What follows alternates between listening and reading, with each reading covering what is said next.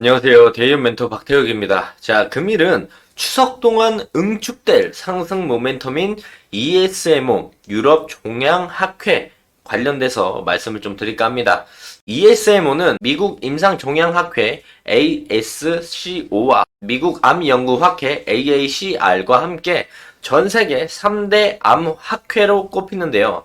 최신 암 연구 동향을 공유하기 위해서 관련 산업계, 학계가 한자리에 모이는 만큼 국내 기업들은 자사의 신약 후보 물질과 플랫폼 기술 등을 알릴 수 있는 절호의 기회로 여겨지고 있습니다. 자, 글로벌 제약사와의 대규모 기술 수출, 라이센스 아웃과 공동 개발 등의 기회를 잡을 수 있는 큰 무대가 될 수 있어서 기대할 수 있는 부분들이 많이 있는데요. 자, 해당 학회가 우리가 이제 한국 시간 기준으로 추석에 진행되는 만큼 이 추석 동안 응축이 되고 있는 상승 모멘텀이 추석 이후에 폭발할 가능성도 있다. 그래서 그런 부분들에 대한 포인트를 우리가 볼 필요가 있다라고 말씀을 드릴 수가 있어요. 그래서 국내 ESMO 유럽 종양학회의 주요 참가 기업 중에 오늘은 유한양행과 한미약품 두 회사의 중요한 포인트가 무엇인지 알아보면서 해당 학회로 인해서 어떤 부분들을 기대해 볼 수 있는지 자세히 설명드리도록 하겠습니다. 자, 오늘 전체적으로 다 진행을 하려고 했는데 유한양행이랑 한미약품만 진행을 하더라도 내용들이 워낙 광범위하고 많아가지고 오늘 잘라서 유한양행과 한미약품 진행하고 다음 영상에 이렇게 3개 2개 이렇게 진행을 한다던가, 2개, 3개 이렇게 진행한다던가 해서, 학회에서 기대해 볼 수 있는 것들, 우리가 차근차근 설명드리도록 하겠습니다.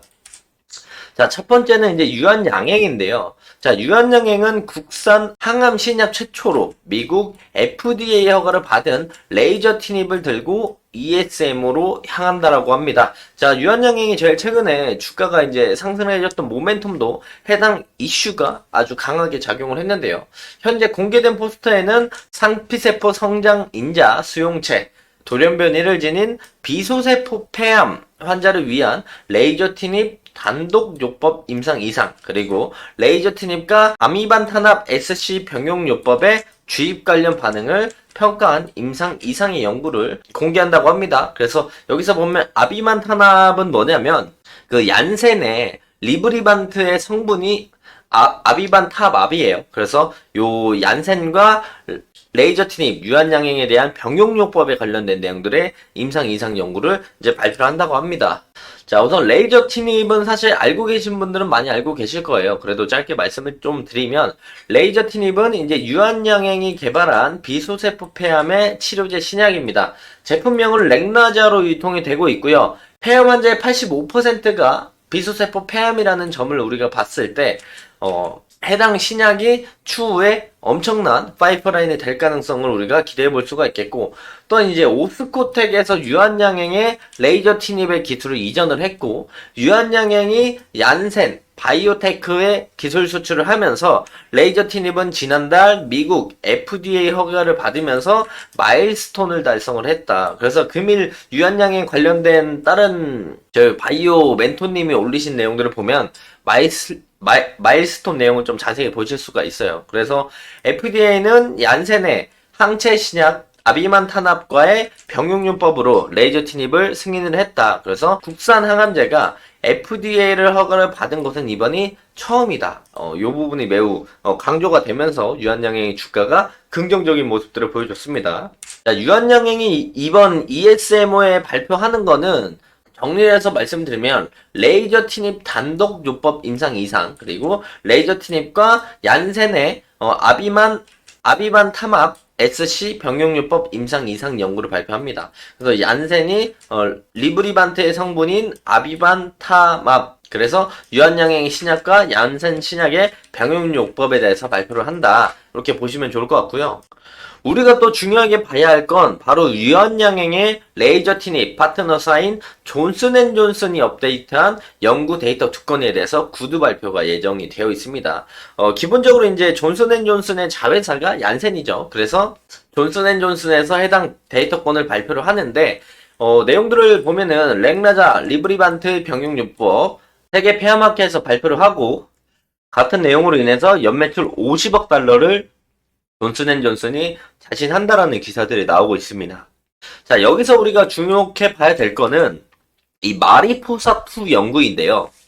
이 마리포사2 연구를 통해서 확보한 레이저 티닙과 아비만타맙의 병용요법, 그리고 타그리소의 단독요법을 직접 비교한 2차 중간 생존 데이터에 대한 내용들이라고 우리가 볼 수가 있습니다. 그래서 내용들을 보면은 그 이전에 미국 임상종양학회 ASCO에서 이제 공개된 내용 베이스로 좀 보면은 이 병용요법들, 레이저 티닙과 아비만타납의 병용요법과 타그리소 단독요법을 직접 비교해 봤을 때 병용요법이 더 좋았다라는 내용들을 발표한 적이 있어요. 내용들을 보면은 아스트라제네카에게는 위협적인 존재가 될 수가 있다는 거죠. 왜 그러냐면 해당 내용들을 좀 봤을 때 다국적 제약사들이 발표한 연구 중 가장 이번 학회에 주목해 봐야 할 건 존슨앤존슨이 유한양행에서 도입한 라즈 클루드 성분 레이저티닙, 국내 제품명은 렉라자죠. 관련된 연구 결과인데 존슨앤존슨이 이제 타그리소는 아스트라제네카에서 만든 신약이죠. 그래서 성분은 오시머티닙이 들어가고요. 이 1차 치료 이후에 내성이 생긴 상피세포 성장인자 수용체 변이 진행성 비수세포 폐암 환자들을 대상으로 리브리반트, 이건 얀센 신약입니다. 얀센 라즈클루즈, 즉 레이저 티닙의 병용요법 임상 3상의 초기 분석 결과를 공개한다. 그래서 3세대 약물인 아스트라제네카의 타그리소 대체 가능성으로 인해서 이제 아스트라제네카는 위협을 받고 불안감이 커진다, 이렇게 볼 수가 있겠죠. 그래서 이제 해당 내용들이 제일 중요한데, 그래서 우리가 여기서 주목해봐야 할 거는 유한양행의 레이저 티닙 파트너사인 존슨앤존슨이 업데이트하는 연구 데이터 이 두 건에 대한 구두 발표, 그리고 마리포사2 연구를 통해서 확보한 레이저 티닙과 아비반타맙의 병용요법, 그리고 타그리소 단독요법과 직접 비교한 2차 중간 데이터에 대한 내용들을 우리가 주목해 볼 필요가 있겠다. 그래서 우리가 좀 중요하게 볼 거는 마리포사2 연구가 도대체 무엇인가를 볼 필요가 있습니다. 마리포사2 연구는 리브리반트, 그리고 항암 화학요법, 렉라자 요 세 개를 합쳤을 때와 리브리반트와 항암화학요법을 합쳤을 때, 그리고 항암화학 단독요법을 사용했을 때 이 세 개를 비교한 3상 임상 연구인데, 이번 발표는 이 데이터를 8.7개월 동안 추적 관찰한 중간 결과를 발표하는 겁니다. 그래서 이제 리브리반트는 우리가 쉽게 설명을 하면은 얀센, 렉라자, 레이저 티닙은 유한양행, 이렇게 볼 수가 있겠고, 항암화학요법은 약물, 즉 항암제를 사용해서 암을 치료하는 것으로 전신에 퍼져 있는 암세포에 작용하는 전신적인 치료요법이라고 볼 수가 있어요. 그래서 이 세 가지 얀센과 유한양행, 그리고 항암화학요법 요 세 개를 합친 거와 얀센과 항암화학요법을 합친 거, 그리고 항암화학요법만 단독으로 사용했을 때 세 가지 임상을 진행하는 게 마리포사2 연구라고 보시면 좋을 것 같아요. 마리포사2 연구는 이제 중간에 미국 임상종양학회 ASCO에 공개가 됐지만 그 내용 플러스 알파로 이제 추가적인 추적 관찰 중간 결과를 발표하니까 이 부분들은 우리가 어떤 결과가 나오는지 중요하게 볼 필요가 있겠다. 그래서 내용들을 좀 가져와서 좀 말씀을 드리면, 우선 PFS 부분을 봐야 됩니다. PSF는 뭐냐면 무진행 생존 기간이라고 하는 건데, 무진행 생존 기간은 암과 같은 질병의 치료를 진행하거나 치료 이후에 환자가 질병과 함께 살고 있지만 더 악화가 안 되는 기간들을 우리가 PFS, 무진행 생존 기간이라고 봐요. 그래서 이 결과를 따져봤을 때 그 리브리반트, 얀센의 약품과 항암화학요법을 같이 사용을 했더니 8.2개월이라는 기간이 나왔고, 렉라자를 여기서 추가해서 사용을 했더니 8.3개월이 나왔고, 단독 화학요법만 사용을 했을 때 4.2개월이 나오면서 그냥 화학요법만 사용을 했을 때보다 리브리반트나 렉라자를 추가해서 사용을 했을 때 이 PFS, 무진행 생존 기간이 2배 정도나 늘었다라는 우리가 결과를, 중간 데이터를 볼 수가 있고요. 또한 그 다음 부분은 ORR 부분인데, ORR이 뭐냐면 객관적 반응률입니다. 뭐 한 문장으로 정의해서 말씀을 드리면,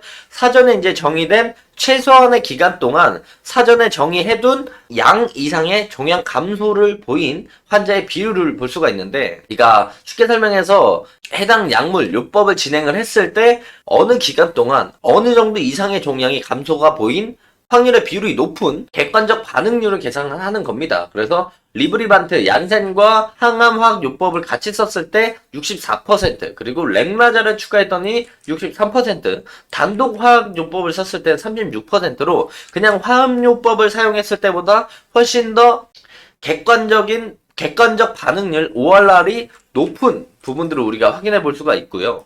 또 이제 반응 지속 시간이라고 해가지고 이 약물을 투여하고 진행을 했을 때 얼마나 이 반응이 지속되는가, 이 부분을 따져보면 얀센 제품과 항암화학 요법을 같이 사용했을 때 6.9개월, 렉마자 추가했을 때 9.4개월, 단독 화학요법을 썼을 땐 5.6개월로 반응 지속 시간의 기간도 유한양행의 렉마자를 썼을 때 더 길어지는 모습들을 보여줘서 매우 긍정적으로 우리가 받아들일 수가 있었습니다.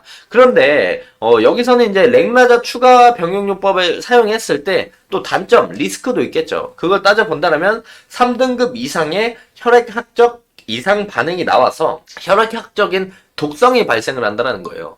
그래서 마리포사2 병용요법을 사용을 했었을 때 원래 현재 표준 치료보다 PFS 그리고 ORR이 개선되는 부분들은 매우 긍정적으로 볼 수 있다. 그런데 PFS 렉나자를 추가했을 때 이 기간적인 차이가 크게 나지 않았습니다. 그래서 앞으로 다시 돌아가서 본다라고 한다면 PFS 부분이 렉나자를 추가했을 때와 안 했을 때가 0.1개월밖에 차이가 나지 않았죠. 그래서 0.1개월밖에 차이가 나지 않은데 왜 굳이 렉나자를 추가하면서 이제 혈액학적 독성이 발생하는 리스크도 우리가 껴놔야 되는가라는 부분들이 비판을 받았었습니다. 그래서 이번 유럽 종양 학회에서 발표 내용 여부에 따라서 유황양행에 이제 응축되어 터질 추가 상승 모멘텀이 어떻게 나올지를 지켜볼 필요가 있다라고 말씀을 드릴 수가 있는데, 이 렉나자가 이번 이변 발표로 인해서 뭐 PFS에 대한 기간이라던가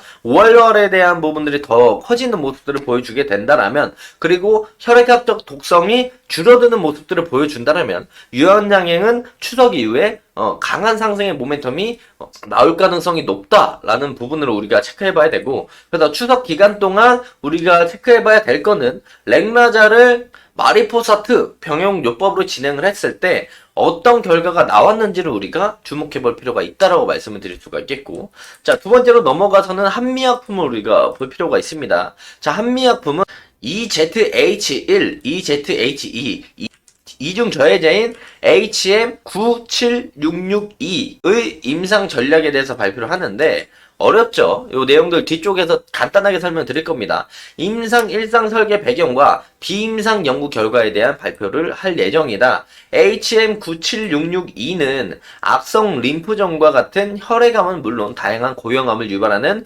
효소의 일종인 EZH2와 EZH1을 동시에, 이게 포인트예요. 동시에 저해해서 단일 억제 기전 항암제 대비해 효력과 내성 극복도 가능할 것으로 예측을 하고 있다. 즉 원래 대부분 EZH1이나 EZH2를 단일 억제하는 항암제들은 있는데 이 두 개를 같이 억제하는 부분들은 없단 말이죠. 그래서 그 부분에 대해서 효력과 내성 극복에 대한 부분들을 우리가 기대감으로 볼 수 있다. 그래서 이게 왜 중요하냐면, 좀 자세히 설명을 드리면 이 다음 장에서 이제 간략한 내용들이 나오니까 이 내용들을 그냥 훑고 넘어가시면 될 것 같아요. 쭉 말씀을 드릴게요.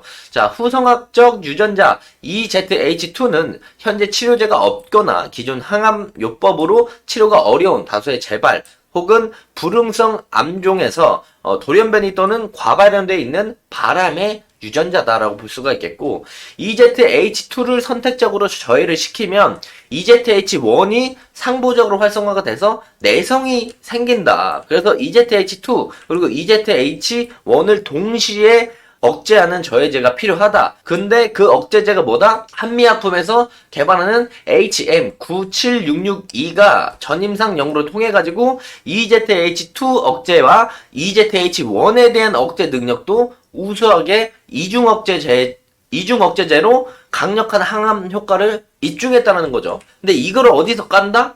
이 내용들을 바로 ESMO에서 깐다. 추석 때 나오는 내용들 거기에서 깐다라고 볼 수가 있겠고요. 이걸 좀 단순하게 좀 이해하시기 쉽게 설명을 좀 드리면, 이 종양이 사실 두 개로 나뉘죠. 악성 종양과 뭐 악성 종양이 아닌 종양으로 나뉘는데, 이 악성 종양들을 우리가 암이라고 부릅니다. 암세포라고 불러요. 이 악성 종양들을. 그래서 이 종양들을 억제하는 유전자가 있는데, 이 종양을 억제하는 유전자를 억제하는 효소가 EZH1과 EZH2 이다 라고 볼 수가 있겠고, 이 EZH1과 EZH2를 또 억제하는 약물을 개발하는 게 바로 HM97662다 라고 보시면 좋을 것 같아요.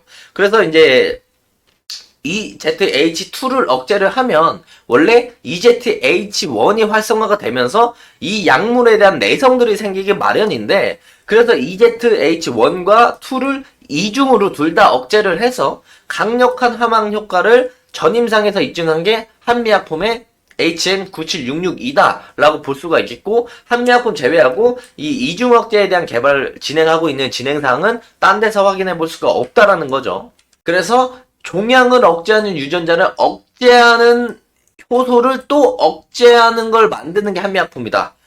좀 이해가 되실지 모르겠습니다. 요거 내용들이. 그래서 어쨌든 종양을 억제하는 나쁜 친구들을 또 억제하는 건데, 그거를 한 명을 억제하면 한 명이 살아나면서 내성이 생기는데, 둘 다 억제하는 걸 한미약품 측에서 진행을 했다. 이렇게만 생각을 하시면 좋을 것 같고, 이걸 어디서 이야기를 한다? 이걸 바로 ESM에서 이야기를 한다. 그래서 이 내용들이 어떻게 입증이 됐고 시장이 어떻게 반응하는지 그 부분들을 우리가 지켜보면은 추석 이후에 응축된 상승 모멘텀이 폭발하는 모습들을 보여줄 가능성이 충분히 있다라는 점을 우리가 인지를 하시고, 해당 내용들을 추석 때 한 번쯤은 짧게나마 체크를 할 필요가 있다라고 말씀을 드리는 거고요. 자, 그래서 요번 ESMO에서 한미약품이 EZH1과 EZH2 이중 저해제를 첫 사람 대상 임상 1상 설계 배경 및 비임상 연구 결과를 발표하니까, 이 결과를 우리가 어떻게 나오는지를 주목해 볼 필요가 있겠다라고 말씀을 드릴 수가 있는 겁니다. 자, 시장에서 추석 이전에 관망세, 그리고 9월에는 시장이 항상